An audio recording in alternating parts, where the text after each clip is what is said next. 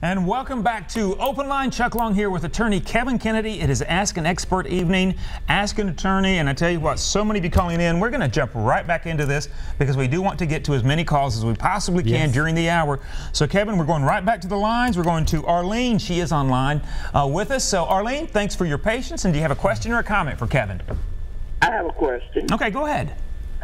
I bought a 2017 Malibu. The 25th of last month. I had it 1 week and it broke down. I took it back to the shop. They called themselves fixing it. The next following day, it didn't start again. Wow. So I'm trying to see, do I have any legal rights to say I do not want this car? Give me another one or give me my car back that I traded in. Okay, touche, great. When you buy that, you got a warranty. There's an express warranty of merchantability. There's an implied warranty that's going to be working, and you're getting into these issues. I would stay very aggressive with where you are. I'd like for them to fix this car, and then I'm going to drive it, check it every kind of way. And if worse comes to worse, I would go to a separate mechanic and get a second opinion. You're already gun shy because it's broken down twice. And you knew too, you may say, hey, let's regroup. I don't want this car. Let's see if we can find another one. You take this one. Even if I had to pay a little money, you got out of a bad deal. Two bad deals will never make a good deal. And so if these people are reputable, which most car dealers that are in brand new car sales are, you'll be able to work that out and keep going up the chain. If you can't get it done with the salesman, go to the sales manager. You can't get it, go all the way and keep going. The squeaky door really does get the oil. Always good to know. So thank you, Arlene, for calling in this evening. Back to the lines. We're going to Paula right now. Paula, thank you for calling in this evening. Do you have a question or a comment for Kevin? I've spoken with Kevin before about a case where I was technically pro se, but that was never my intention. And I've been before the Board of Professional Responsibility. Just a lot of stuff going on with this. And it's at the point where I have a judgment against one of the attorneys involved. And I went to court to collect, and I told him I don't want your money. I just want, basically the only form of restitution I need, which is prevailing in a situation where I should have prevailed in the first place. And he said, well, if you go back to court, I'll testify on your behalf. Now, being that I can't trust him because, and this is just, it's based on my experience, but also there were some things that went on in the past with him that I didn't know about until later on and whatever. I feel, he's brilliant. That's the other side of it. He's a very capable lawyer when he wants to be. So I was looking into friend of the court briefs and this kind of thing, and I thought that I saw something where that's not possible in a civil case. So I'm just wondering if there's something where he can initiate it, but not before. I would look it over before anything was filed, but if he were to file something on my behalf. All right, I'll stop you right there, and I appreciate you always calling. The first thing that popped out in my mind when I heard her dilemma is this. A wise lawyer told me once, you cannot make a good deal with a bad man. So if we evaluate the man somewhere along the line, if he's not reputable, if he will tell a lie, then we are playing games. So that is the first step. Benjamin Franklin said an ounce of prevention is worth a pound of cure. So you've heard that old saying too, if you get me, shame on you, get me twice, shame on me. All those old sayings have hung around for years and years for a reason. Evaluate who you're doing business with. So I would be very reluctant to say, yes, he's brilliant. The penitentiary is full of brilliant people, but they didn't follow the rules. So I would try to deal with and if I couldn't deal with I really don't want to make a deal. Okay, again, great advice.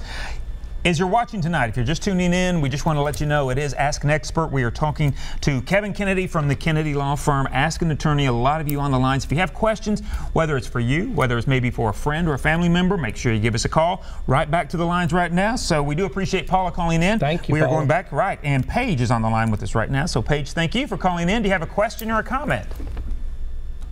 Yes, sir. I have a question about a family member of mine. I was supposed to receive Social Security benefits from my father when he passed away, but I didn't know that I was even supposed to receive this money. And they filled out one of my family members filled out all the paperwork and got the money that I was supposed to receive. Do you understand what I'm saying? What we know exactly what you're saying, and so let me address that. You know, this is the classic case where ignorance of the law is no excuse, and I understand. You know, you could have been young, you didn't know, but we all should keep pursuing. If we had a family member, you should go to them and say, I believe you would be entitled to some Social Security benefits. Why don't you call the Social Security office and just ask these questions?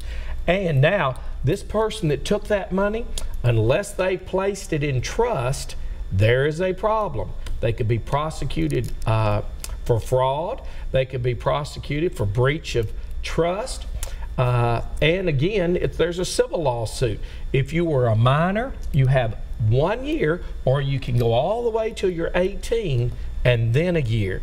So these people may think, well, we were unscrupulous and we got the money, she didn't need it, we provided. Well, that's not so fast, because that's not really what the law is. So I would say go see a lawyer and find out what your time frames are. All right. Paige, thank you so much for calling in this evening. Again, line's extremely busy. If you're calling in, make sure just stay with us. Patience will be rewarded. We're going to go to Sandra right now. So Sandra, thank you for calling in. And Sandra, do you have a question or a comment for Kevin? Yes, this is about Social Security. I had the same problem. I didn't get the $255 for burial costs when my husband died. I had to divorce him right beforehand because of financial infidelity. And so now he had made about $1,700 he would have gotten at 66 for Social Security, but because I had to divorce him, I think I only get half of it. They were saying like $850 of it. Well, I get $950 at 66 myself, except I've got the Windfall Elimination Provision Act taking my state pension out of my Social Security. All right, I'm going to give you a little advice what I would do, and others that are in that same situation. I like to go to the Social Security Administration. Go there, make you an appointment. That's what your tax dollars are for. They do it day in and day out. They change the laws all the time, and they can be interpreted. If I got in there and that person gave me some, I want to check it out. I'd like to ask some others. You know what else I would do? I'd make another appointment at another day. Perhaps I got a different representative. Will they tell me the same story? If they did, well, hey, I feel pretty good about their advice. And then you may have to go seek a lawyer. Find out all you can first and then move forward. But you know what? If this one told me, no, that's not correct, and this one said, no, I'm not moving on that advice. Even among my lawyers, the most skilled lawyers in my office, I'm notorious. I'd say, let me ask you about this facts. I'll get his opinion. Then I go down to the next door and I ask this lawyer, give me your opinion. I don't put them all in the same room at one time. I work them one by one, and they're the best. And I like to hear their opinions. And when all of us agree, you can count on it. We're moving forward, because whatever comes against us, we're going to have the right answer. All right, absolutely. All right, Sandra, we appreciate you calling in this evening. Right back to our lines right now. Richard, we appreciate your patience. Thank you. Yeah. My question is, what do I do when my attorney gets arrested? Woo, that's bad news. He really needs a lot. It brings up the great, I have people all the time asking me, Kevin, what kind of attorney would you hire? Would you hire a young attorney, but he may not have the experience? Or would you hire the old attorney, but he doesn't have any time? The Kevin Kennedy answer, I'd hire the lawyer I could trust. Because if he and I could hook up together, there is nothing we really can't accomplish. And an honest man can only make an honest mistake, and then he'll do everything in his power to try to make it right.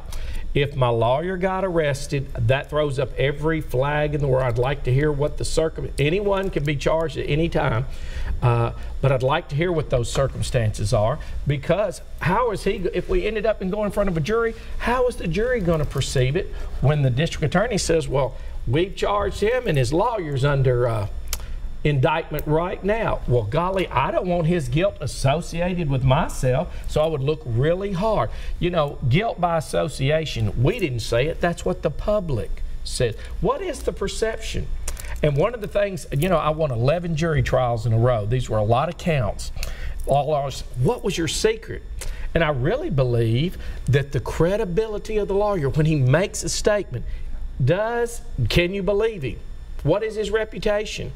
And so, you know, if some people were real scoundrels, and there's no way, it even hurts the lawyer's reputation to try to take that, because lawyers love to have winning cases, and when he says, Mr. DA, we're going to take you, we can cut a deal, or we will take you. I don't want to embarrass the situation. And I love the district attorney's office. And the vast majority will see the facts. Where is the greatest argument? I'll submit this to you. It's not in front of the jury, even though I want a lot of juries. It is between me and the DA, or me and that.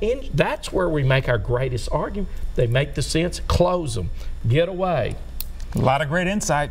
Hire a lawyer you can trust. All right, we are, of course, with attorney Kevin Kennedy.